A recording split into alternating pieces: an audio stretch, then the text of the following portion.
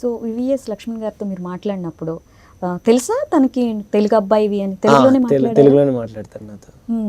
ఎలా ఉంది ఆయనతో మాట్లాడడం? ఎలా అనిపించింది? చాలా బాగా మాట్లాడతారు. ఒక అన్ని ఎక్స్పీరియన్స్ షేర్ చేస్తారు.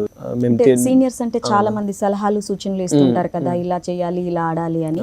సో ఆయన ఎలాంటి సలహాలు సూచనలు ఇచ్చారు? నేను అడిగాను. మేము డైనింగ్ హాల్లో కూర్చుంటాము సార్తోనే.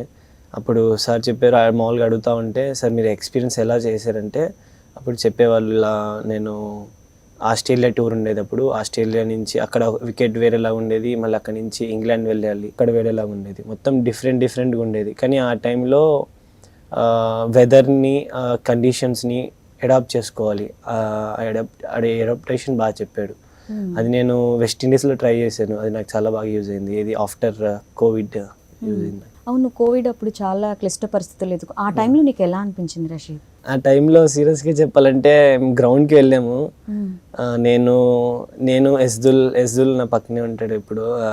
మేమిద్దరం కలిసి, వాడి వల్ల నాకు వచ్చి ఉంటుంది, లేకపోతే నా వల్ల అతనికి వచ్చి ఉంటుంది. వెళ్ళాము, గ్రౌండ్కి వెళ్ళాము, వార్మప్ చేసాము, అన్నీ చేసాము. అక్కడ ఆర్టీపీసీ ఇది చేశారు.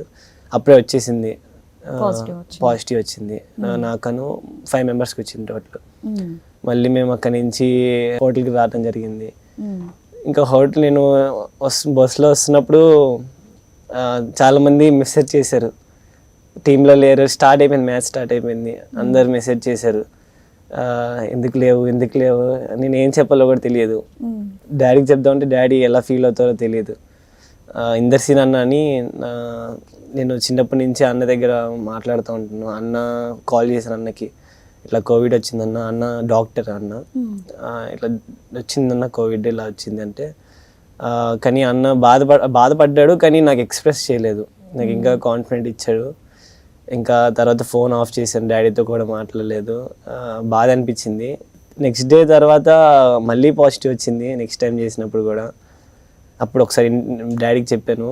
డాడీ మొత్తం ఫీల్ అయ్యేవాడు, కానీ నా దగ్గర ఒక మంచి ఏం కాదు ఇంకా ఉంది అది చెప్పేవాళ్ళు, కాన్ఫిడెంట్ ఇచ్చారు.